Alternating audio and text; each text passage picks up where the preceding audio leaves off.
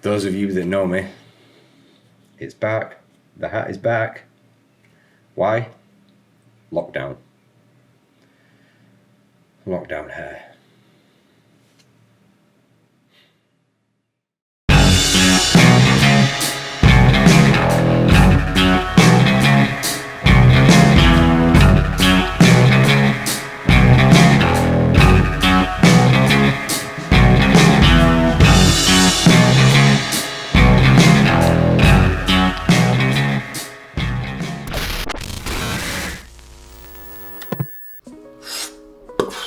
Hello, people of the internet. Told you I'm sticking with it. That's all it's going to be from now on, until somebody gives me a better suggestion. That's what it's going to be. Is what it is. So on Monday, my first video ever on YouTube went out, and I really do appreciate all the support that you guys have given. It genuinely means a lot to me. There was a lot of people on Instagram, Facebook, Twitter, in the comments as well, that were just giving me a lot of love, and I genuinely appreciate it. A lot of people even DMing me on Instagram. It means a lot to me. So thank you guys. So in the comments, I asked you guys to leave suggestions for what future videos should be, and you responded. You even jumped on Instagram. I did a poll on there and asked questions what you wanted to see. You responded in force, and I've wrote all the suggestions down. I probably won't do them all in one video, but there will be multiple videos going out. This video is from the YouTube, and it is from Lab9, which is my good friend Ryan, an amazing guy, a personal friend of mine. So what better way to start my second video with a question from him. Would love to see more performance videos.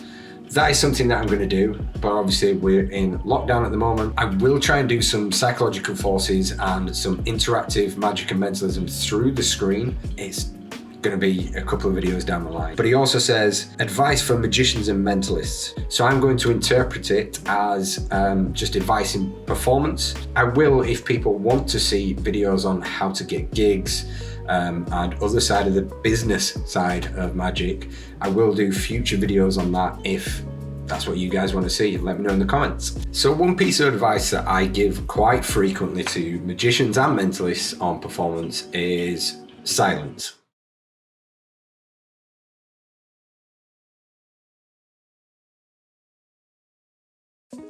See, that was very awkward, right? Although that was very awkward, silence can be a useful tool in all performances. Whenever I've seen other magicians and mentalists perform, I see them perform the effect. If they're doing a card trick, I see them perform. When they finish, as soon as they're done, I go, how good was that? Or they carry on talking.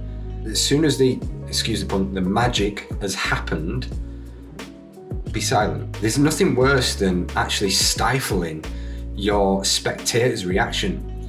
Let them absorb the information and enjoy what they've just seen. Because if you watch any effect and straight away somebody, as soon as the effect's done, somebody goes, boom, and they haven't had time to process it. So once an effect is finished, you can often find that if the spectator has, and I hate that word, why do we use spectator? I hate it.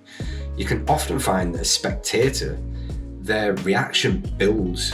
They start questioning it in their own mind, like, what's just happened? They replay it over and over in their head going, no, because I had no, but, and you see them build going, what,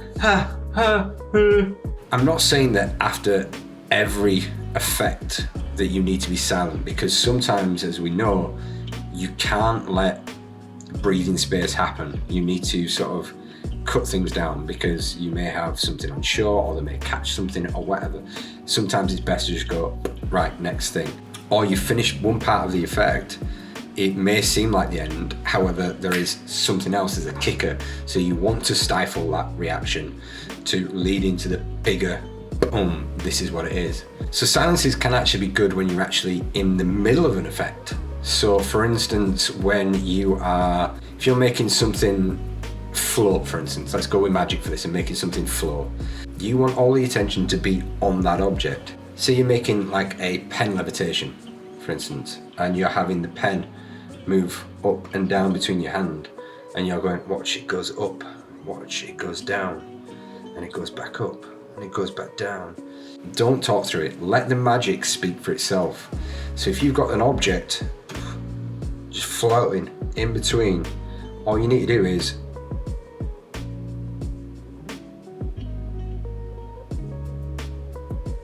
it speaks for itself. It becomes more impressive because it looks like you're putting all your energy that you have to actually make that object flow. Whereas if you're talking, it looks like it's a trick. It's that psychological technique of going, I need to focus on this to make this work. Now, if you take Uri Geller, for instance, when he bends spoons, sometimes he goes, watch, bend, bend. But when he first did it, he used to just, that movement there, the silence makes it more impactful. It makes it feel like this is real, and he's using every bit of his fiber and being to actually make that spoon bend. It just elevates your performance to something more spectacular. This can also be used in mentalism. Obviously, bending spoons is mentalism and magic. Like I said in my first video, it falls under that umbrella of magic. With mentalism, for instance, we assign characters to these, like for instance, mind reading, psychic, medium. Pauses in your performance can heighten and really elevate what you're trying to make happen. Same thing with magic. If for instance, you're reading somebody's mind, if you get them to think of a thought and go, okay, this is what it is. Okay, this is what it is. There's no process. It looks like you just literally, you know what they've done before they've even done it, so you've had them write it down. It looks like you've picked the information, or you know the information, they've told you the information, whatever. Whereas if you're portraying that you're reading their mind, then act like you're reading their mind. Use a moment of silence to really build what it is that you're doing. If for instance, I've got you to think of a name, and I look and I go, okay, just imagine sending me that name through the screen now. Okay, good. You're thinking of the name Tom, aren't you? Good, excellent. See, that moment of silence made it so much better. Now, if we did it where there was no silence, we go, I want you to think of a name. The name's Tom, right? It just, there's no build, there's no sort of, I'm actually looking inside your mind to actually get what this is. It's just, yeah, it's Tom. The other piece of advice is actually something that I was talking about today during a consultation. I feel like this could benefit a lot more people. This was more a flippant comment that wasn't actually part of his consultation. I see a lot of performers just running straight out and cracking straight on with performances rather than actually engaging with your participant. That may seem like something that people should do, right? I've seen a lot of performers, especially in close-up, where they go to a table and just go, I've been hired to entertain, pick a card, let me unlock your phone. It's a lot to take in. People are standoffish from the start. Now for me, as a performer, I like to make people feel comfortable. The first thing that I do in any performance, whether it be stage, close-up, or over Skype, or whatever, I try and make whoever I'm performing to feel more comfortable. So when I used to do a lot more close-up gigs, what I used to do was go up to the tables and start with a joke. And I used to approach the tables with this. Hi guys, I've been hired to entertain. I'm the stripper.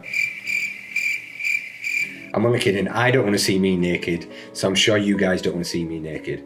I'm actually a mentalist or a magician, whatever it was that I was pretending to be that day. But straight away, it broke the ice. Before I approached the table, I would always gauge whether that joke would be appropriate.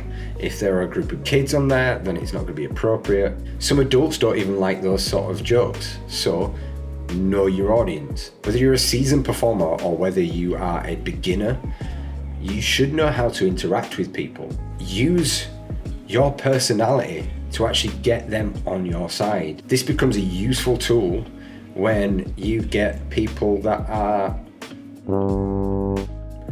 and we all know the sort of people that I'm talking about. That one person that takes a card, looks at it, places it back in and go, no, I want my card. If you've got everybody else on your side because you've made them feel comfortable, they will back you up. There are other ways of dealing with those sort of people. Some of the places that I grew up performing in were questionable, should we say. I remember one time I asked a guy to pick a card, he threw a bottle at me, so they were interesting. But I have my ways of getting out of these. I feel as though that'd be a good video in itself, to just do a full video on how to bring back those sort of spectators onto your side, or how to close them down. It'd be good to get other magicians involved in this, some other seasoned professionals, people that do this on a regular basis. So that's it for this video. I hope you found that information useful. If not, I'm sorry. If you've enjoyed what you've seen in this video, please hit the like button. If you're new to my channel, please consider subscribing.